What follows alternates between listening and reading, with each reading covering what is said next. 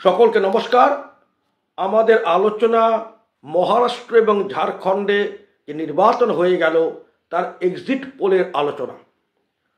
প্রথম কথা, ঝাড়খণ্ড নিয়ে বিশেষ বলার কিছু নেই, প্রায় সবাই বুঝে গেছেন ঝাড়খণ্ডে বিজেপির জোট জেএমএম কংগ্রেস আরজেডিকে পরাজিত করে ক্ষমতায় আসতে চলেছে। সবার নজর মূলত মহারাষ্ট্র নিয়ে। 288 আসন বিশিষ্ট মহারাষ্ট্র বিধানসভা নির্বাচন। প্রতিপক্ষ কে? একদিকে ক্ষমতাসীন বিজেপি, একনাথ শিন্ডের নেতৃত্বে শিবসেনা এবং অজিত পাওয়ারের নেতৃত্বে এনসিপি। উল্টো দিকে কে? যেটাকে আমরা MVA মহাবিকাশ আঘাড়ি বলি, কংগ্রেস, শরদ পাওয়ারের নেতৃত্বে এনসিপি, উদ্ধব ঠাকরের নেতৃত্বে শিবসেনা।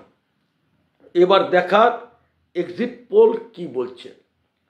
প্রথম, পি মার্কের এক্সিট পোল।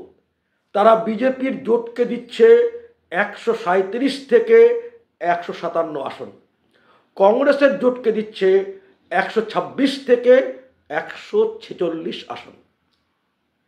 দ্বিতীয় সমীক্ষা এবিপি ম্যাট্রিক্স, তারা বিজেপির জোটকে দিচ্ছে 150 থেকে 170, কংগ্রেসের জোটকে দিচ্ছে 110 থেকে 130।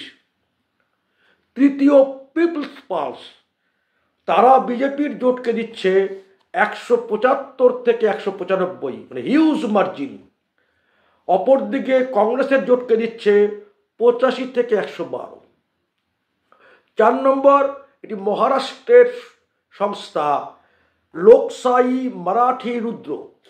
তাদের মতে বিজেপির জোট পাবে 128 থেকে 142, কংগ্রেসের জোট পাবে 125 থেকে 140। একদম ক্লোজ কন্টেস্ট, বিজেপি সামান্য এগিয়ে আছে।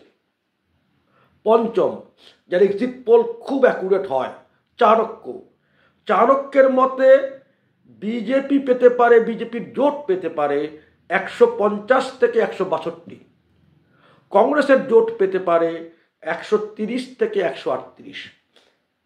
এই যে 5টা সমীক্ষা আমি আপনাদের বললাম, P MARQ, people's pulse, Chanakya, ABP Matrize এবং লোকশাহী মারাঠি রুদ্র, এই 5টার যদি আমরা এভারেজ বা গড় করি, যাকে পোল অফ পোলস বলা হয়, তাতে আমরা দেখব বিজেপির জোট পাচ্ছে 148 থেকে 165, কংগ্রেসের জোট পাচ্ছে 115 থেকে 153। অর্থাৎ সব এক্সিট পোল এর হিসাবে আনলে পরে বিজেপির জোট অনেকটা এগিয়ে আছে। ভোট শেয়ারের ক্ষেত্রেও অনুমান করা হচ্ছে বিজেপির জোট পেতে পারে 48% ভোট, কংগ্রেসের জোট পেতে পারে 42% ভোট। এবং এই যে 6টা পার্টি লড়ছে, এদিকে 3 এদিকে 3, তার মধ্যে একক দল হিসাবে বিজেপি অন্য সবার চেয়ে অনেক অনেক বেশি এগিয়ে থাকবে। অর্থাৎ এক্সিট পোল বলছে একক বৃহত্তম দল হিসাবে বিজেপি অনেক এগিয়ে, আর বিজেপি নেতৃত্বাধীন জোট স্পষ্টভাবে মহারাষ্ট্রে ক্ষমতায় আসছে।